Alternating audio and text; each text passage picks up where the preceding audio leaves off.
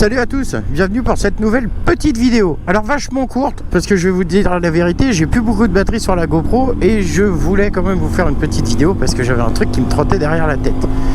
J'ai vu qu'en ce moment sur YouTube, il y avait la mode incontestée des tops. Le top machin, top truc chouette, top tralala, top et en avant Guingamp et tout ça. Et moi je vais vous faire aujourd'hui le top 5 des trucs les plus dangereux en moto.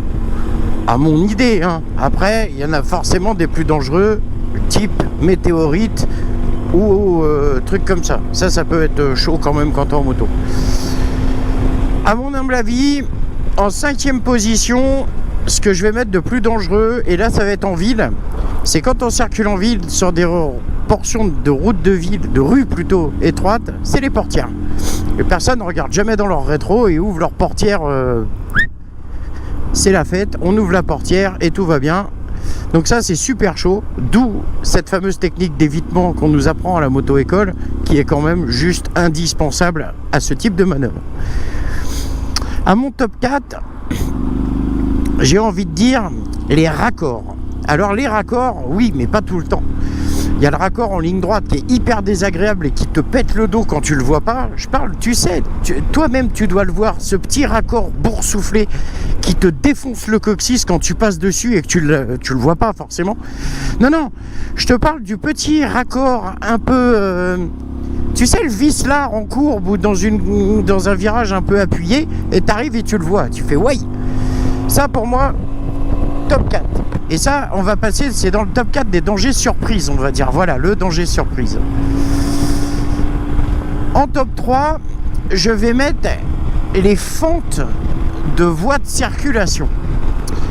Quand tu roules sur des routes et qu'il y a des raccords, encore un, mais qui n'est pas transversal celui-là. Non. Il est beaucoup plus vicelard, il est longitudinal. C'est-à-dire que quand tu mets la roue dedans, ça te fait super bizarre. Tu te dis, ça y est, je vais mourir, ma roue va aller tel un circuit TCR guidé direct dans un mur ou je ne sais où, et là tu galères. Tu le vois celui-là, hein, il est chiant. En numéro 3, ils sont deux dans le numéro... Non, en numéro 2, ils sont deux à se tirer la bourre, donc c'est pour ça que je les ai classés ex aequo. J'ai bien voulu parler de Monsieur Gravier ou Madame Flaque de Flotte en plan, et même Madame Flaque d'huile, dans une courbe ou un virage. Alors eux, on est incontestablement sur du haut niveau, c'est-à-dire que lui t'emmènera inéluctablement par terre. Il n'y a pas de secret. Tu bouffes du gravier dans une courbe ou sur un petit freinage, tu y vas, t'es content. Ou alors, si tu n'y vas pas, et si tu te récupères par une manœuvre d'équilibriste hasardeuse, mais que tu t'en sors, arrête-toi à la première église que tu vois pour y cramer 3-4 cierges, parce que c'est cool ce qui t'est arrivé.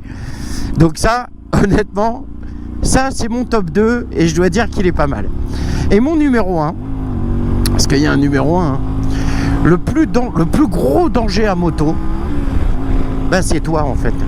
C'est toi derrière ton guidon, sur un excès de confiance, sur une faute d'inattention ou un truc comme ça, le plus grand danger en moto, c'est toi-même.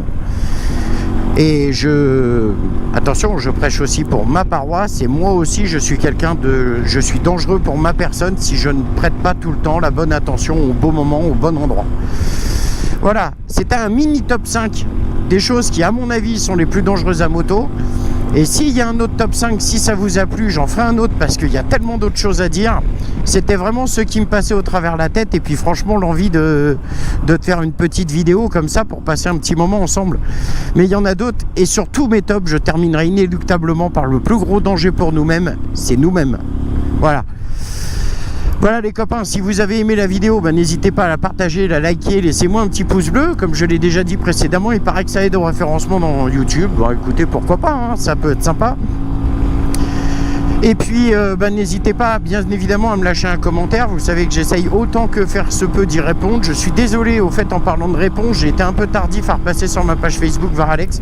J'ai eu plein de trucs à gauche à droite, mais je sais que ni vous, ni toi, ni personne ne m'en veut et que c'est pas vraiment méchant. Vous savez que quoi qu'il se passe, même si c'est avec du retard, je vous réponds.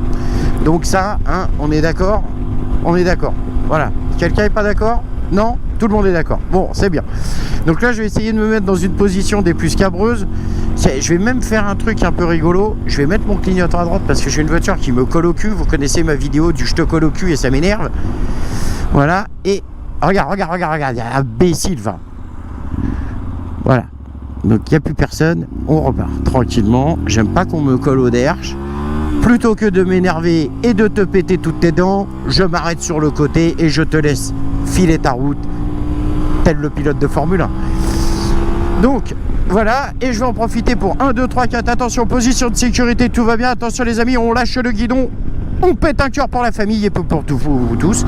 N'hésitez pas à lâcher un pouce bleu, moi je vais me balader un peu, je vais profiter un peu du beau temps, je vais recharger la batterie et je ferai une autre vidéo, parce que je sais que tu es gourmand de vidéos. Allez, ciao ciao.